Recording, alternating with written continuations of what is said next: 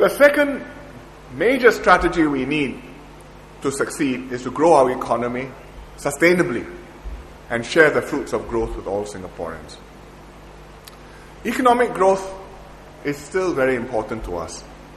Not just for its own sake to have a number to display, but to provide jobs for each one of you, to support your families, to bring up your children. Each one of the stories which Swee Say told you just now, without growth, they would not have happened. And growth is a result of each one of those stories adding together into one big collective story, the story of Singapore. How we create opportunities for Singaporeans to pursue their aspirations, how we get the resources to improve our lives and help those in need. Growth is going to slow down because of our constraints.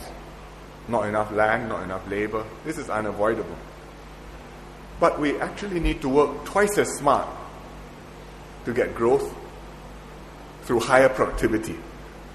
Because if you don't have space and you don't have productivity growth, you are going to have very little results, very little prosperity. We will lose vibrancy and drive, and it will be disastrous for Singapore.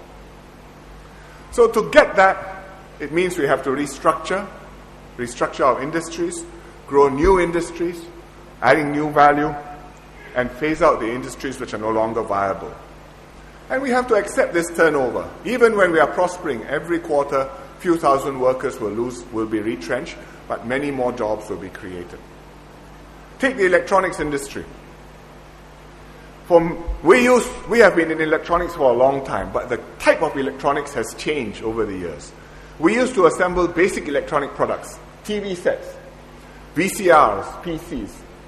These are CRT TV tubes. You won't see them in the shops anymore. But if the older ones are here, please explain to the young ones what these things are. We used to make them low-end electronics. Over the last 20 years, we restructured to focus on semiconductors, the brains, the chips inside the machines. So now we produce high-end electronics. When you have a biometric passport, the chip inside the passport, 80% of those chips used around the world are made in Singapore, in factories like this one. It's a big transformation.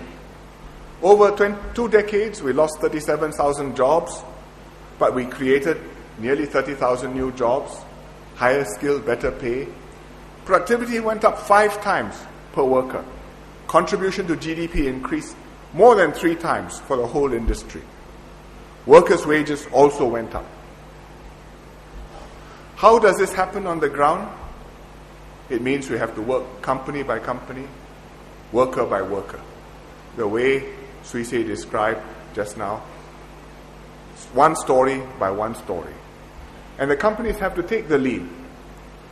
Make productivity and skills upgrading a priority, work with the unions and workers, and share the gains with workers, because that's the right thing to do. It's the fair thing to do. The workers have to do their part too, to partner the companies, to upgrade, to learn new skills, to contribute their ideas to improve performance.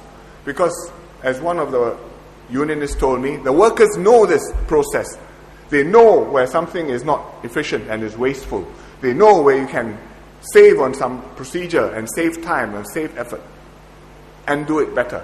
And if you can engage the workers and get them enthused about it, it will make a big difference.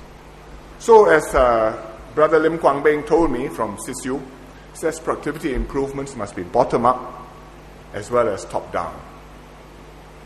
And that's what we need workers to do in this effort. The company side and the workers, we hope they will take full advantage of what the government is doing. Our restructuring grants for SMEs, our CET efforts, continuing education and training. We are building very beautiful new campuses for CET. This one is the CET Campus East at Paya Lebar Central. We're also building one at the west at Jurong Lake District. They are not to go on holiday. They are to go for hard work and upgrading. We've got the National Productivity and Continuing Education Council. the NPCEC, with roadmaps for different sectors. Sectors like food services. Roadmaps, how do you specifically do things better in that industry? Food services, sharing part-time workers during peak periods. Mobile ordering systems, using a PDA, so you don't have to shout the orders to the kitchen and scribble them down. Or precision engineering, also with roadmaps, with study awards, with master craftsmen to be trained. So we've got specific ways we can do this, tackle this, break it down. CBD can be done. I give you one more example to add to Sri Sei's many examples. Take Showa Denko. It's a hard disk drive manufacturing company. UE knows the company well. Last year, they merged 2 plants together to improve productivity and quality of their product. They upgraded their workers, they redeployed their workers, they expanded their job scope so the maintenance people covered more machines, the production personnel improved the troubleshooting skills, and so their operating costs came down 10%, and their workers got higher salaries and bigger bonuses. So that is the way we do it, step by step.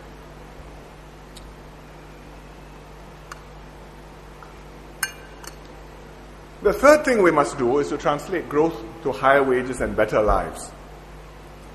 Our ultimate aim is to improve lives for all of us, especially average Singaporeans, and especially those with the lower incomes. And over the last 5 years, in fact, incomes have gone up. Median incomes have gone up by 13%, even after you allow for inflation over the last 5 years, since 2006. And our goal is to keep real wages going up on average year by year. So we are tightening on the foreign workers, and I think this will help to push wages up. But to sustain the higher wages beyond the first push, not just for 2 or 3 years, but for 10 years and longer, then we need to do productivity, we need to upgrade skills. We've talked about 30% wage growth in a decade. That's a very ambitious target. Let me try and explain to you what 30% wage growth means. To get that, you must get the same productivity growth, at least, right? So you must get at least 30% productivity growth in 10 years, because then the employer will share some, the workers will share some. And if we look at it year by year and break it down, that means every year I need to make 2.7% productivity growth. 2.7% year by year, 10 years, compounded, I can make 30%. And then we can raise the workers' wages 30%. Doesn't look a very big number, but it's a very challenging target. 2.7%. How do we compare that? With Singapore, since 2000, last 12 years, what have we done? 1.7% per year. So 2.7% is almost 1/3 better. If you compare with developed countries, let's see what they have done. Most of them have done 1 to 2%. US, the best. UK, less. Japan, just 1%. So when we say we want to make 30% productivity increase, 30% wage growth in 10 years, we are talking about stretch targets for Singapore. Not easy to do, but I think we should set an ambitious goal and try our best to achieve it to the best of our ability, and make sure that we make progress over the next 10 years.